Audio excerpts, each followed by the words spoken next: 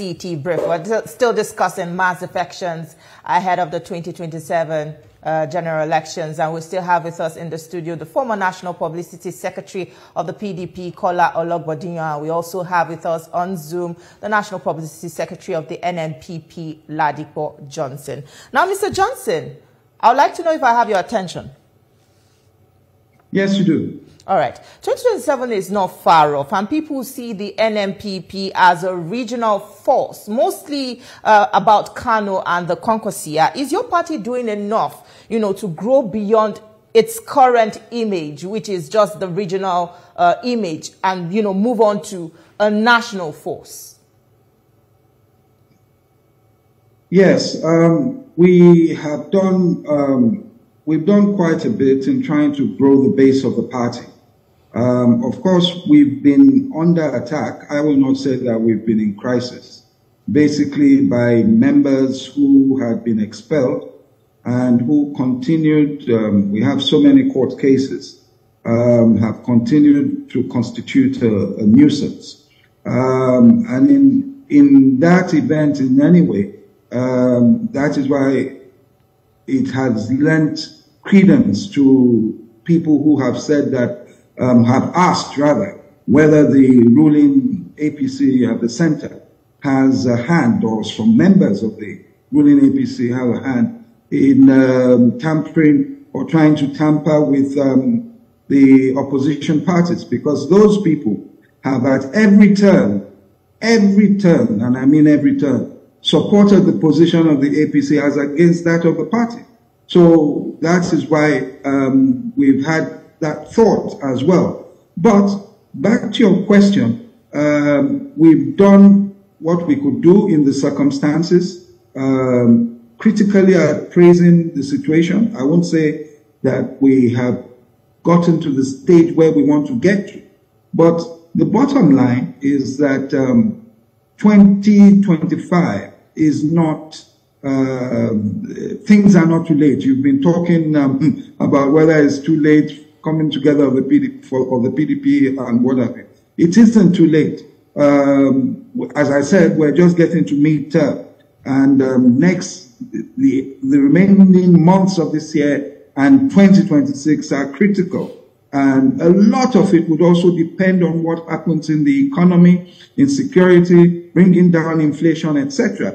If this government continues to go on the trajectory it is going, then I tell you, even if opposition parties are not structurally at the optimum, we might have surprising results. So if I understand you correctly, you're saying that the current administration, which is the APC government, has not done enough to, sustain the trust of the Nigerian populace. Is that what you're saying?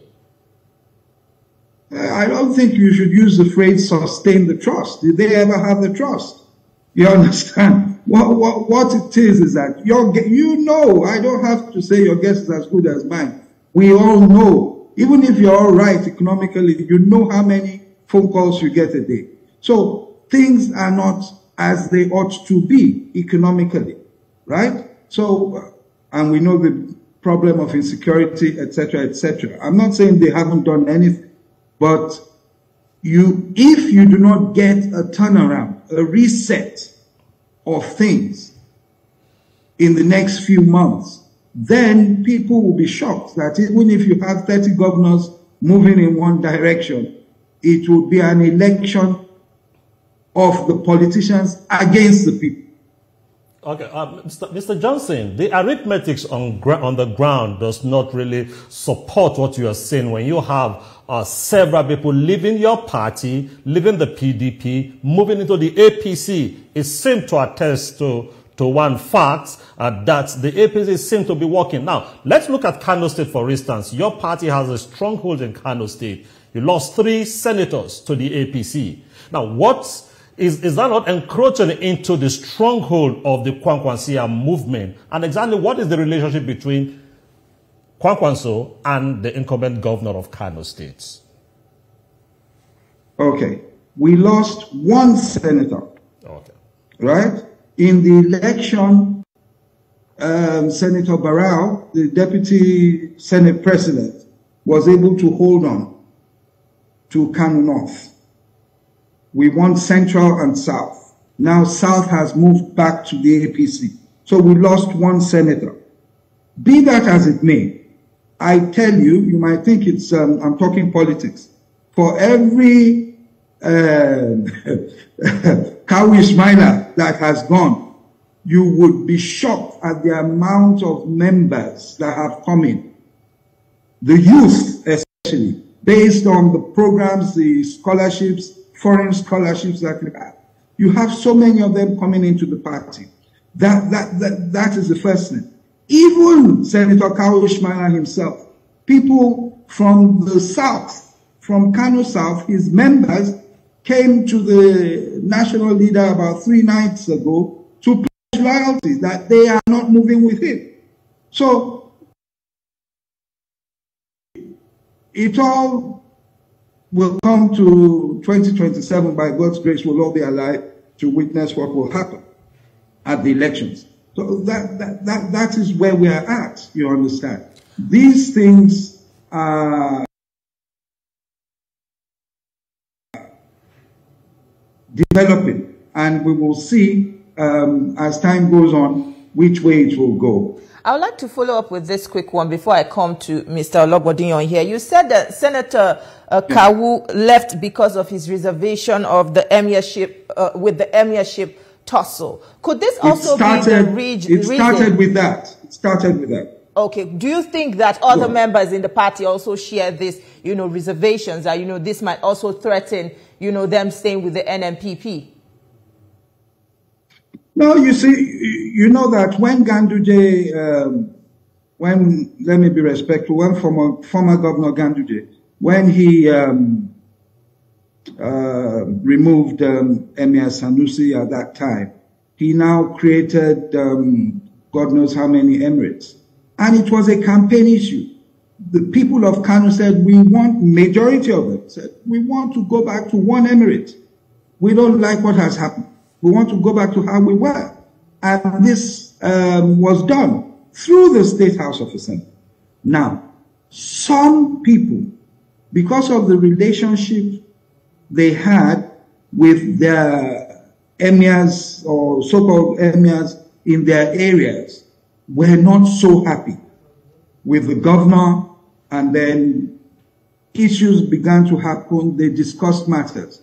But then they were told that that is the position of the party. We promised the people that we would do this, and we have kept our promise. Now, they were not happy. Then, of course, when these things happen, when people want to leave your party or do something, they come up with excuses. Oh, Kwankwaso is domineering. Oh, this, why are these Kwankwasia everywhere? This and that. When they were campaigning, they didn't know that the Kwankwasia were everywhere helping them. You see, so all these things happen. But as I said, it's... All right. The committee set up by the PDP is if they'll be able to set aside their personal interest and work for the party. Don't forget that these are politicians with ambition.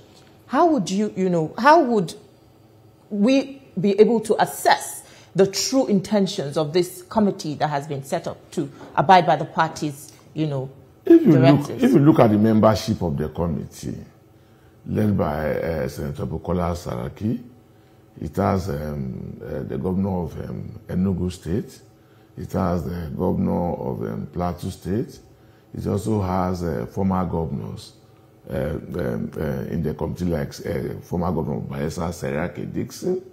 So when you look at the combination of the people that have been put together, well, you can say, and the job is a straight job.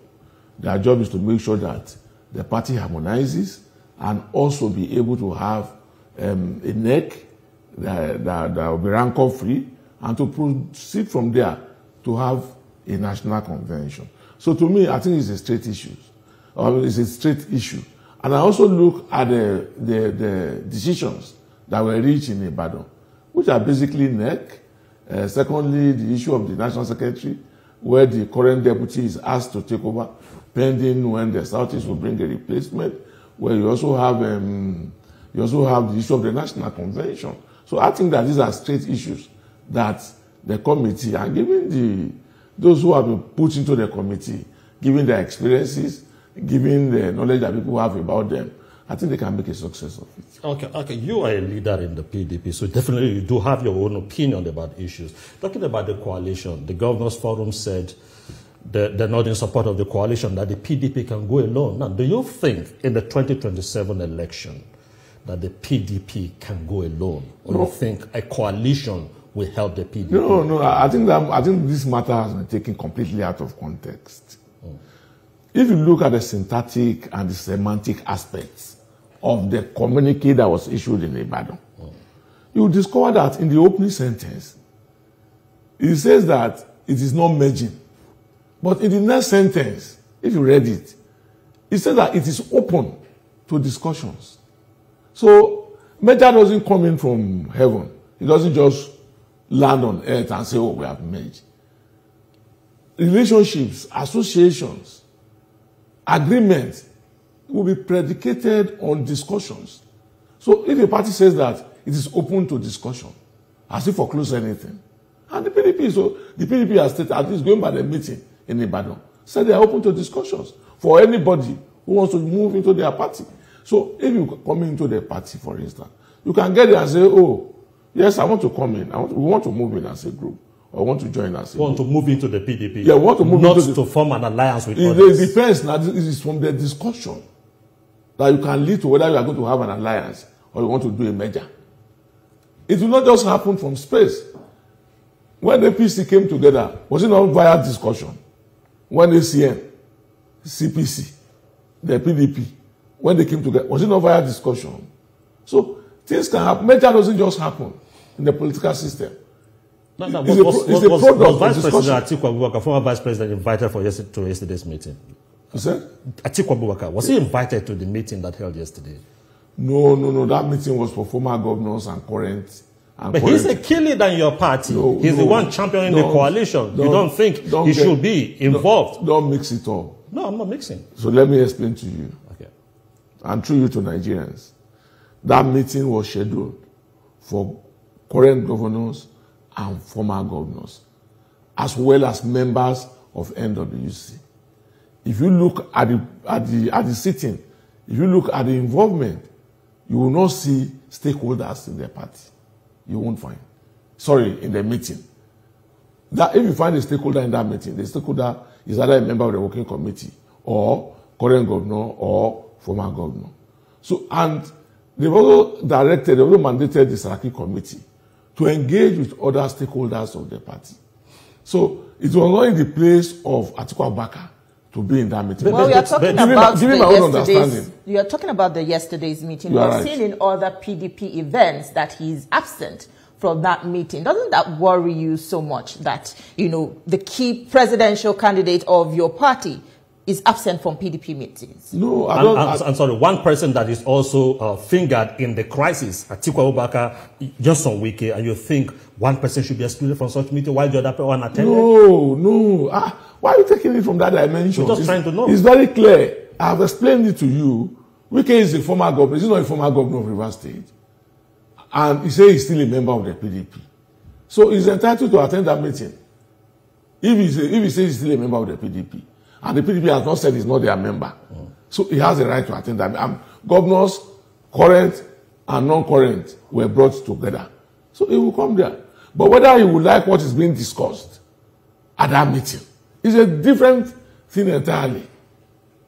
You understand this now? So, having said that, Atiku Abubakar is not, I don't know, even when he was elected governor, he wasn't sworn in. So I don't know the basis upon which he was not in the meeting. But I can say it to you, and very, very clearly, that meeting was meant for governors and former governors. And if you look at people like Senator McAfee, who was there, his BOT secretary, but don't forget, he's also a former governor. So, and outside these former governors and current governors, the only members that were present were members of the NWC. Then he also said about, events of the party Atiku has not attended. Which and which events? Maybe perhaps his own zonal, the Northeast geopolitical zone Congress. Maybe that's what we are referring to. I am not in a position to know why he didn't attend, and I will not be able to speak to that. All right, Mr. Johnson. Yes. How soon can Nigerians expect clarity on your 2027 strategy? What regions and demographic areas are you targeting ahead of 2027? Well, it would be premature for me to say that we're targeting the South-South or the North, whatever, because it would depend on any marriages that occur between us and others, whether movements or parties or what have you. All I know is that we're there as a political party to attempt our best to bring about good governance or better governance than we have now. Now, if we have to build bridges to do that, we will build the bridges. If we have to work together with others to do that, then we'll do that. Now, let me go back to what you said earlier. It's linked to this. When people say, oh, it is only Kano. It isn't only Kano. I'm from Lagos. You understand? And we have people everywhere. It's not just Kano. And even if you are talking about Kano, you understand? My Egbo in the studio there will tell you that politically speaking, Kano itself cancels out about 4-5 states when you see the results coming in. So it is a good enough catchment area to be invited to as a bride to build a bridge or build some consensus around the country. But I reiterate that it isn't only Kano. All right. I would like to ask this question, but unfortunately we run out of time. I don't know if you can answer me in 10 seconds. A lot of people are concerned that, okay, we see some of the PDP governors, you know, openly supporting the candidacy of President Bola Tinubu for the 2027 presidential election. Doesn't that worry the party in any way? Just in 10 seconds. No. If the party is not concerned, the party will not constitute the meeting that it had yesterday, which is to ensure that the party is brought together. The party is concerned, however, to re-echo what Ladipo had just said. Is it not clear to now? Is it not clear to you and I seated in the studio here that 2027 is going to be about Nigerians? It's not just going to be about party. It's not just going to be about any governor. It's not just going to be about the president. It's going to be about the hunger, about the anguish, about the pains that Nigerians have been taking through at this moment. Right. We must say thank you so much for your time with us on the program. It was a delight speaking with you, Kola Ologbodinyo, and also Mr. Ladipo Johnson. Thank you for joining us. It was a pleasure. Thanks for having us. Have a lovely week. Thank you. You too. Well, as you've heard it, 2027 is going to be all about Nigerians. What will be your stand ahead of 2027? Well, that's food for thought. We will now hand you over to our Lagos studio where Veronica and the rest of the crew are standing by to continue with the rest of the show. All right, thank you to Jesu and Eshomomo for that interesting conversation there. Back in Lagos, it's time now for stories that are trending now, and Olamide Odekunle is standing by to bring us up to speed. Good morning, Olamide. Good morning, team. The table's looking a bit lonely this morning. What's going on? Oh. It's not lonely. When you have two, it's not lonely. Absolutely. And you, plus 3, not lonely. But we sure will have a good crowd, time. Ibrahim. Absolutely. I'll take it away. Right. Good morning, Nigeria. On this beautiful Monday morning, I like to say that TVC has a finger on the pulse and our eyes constantly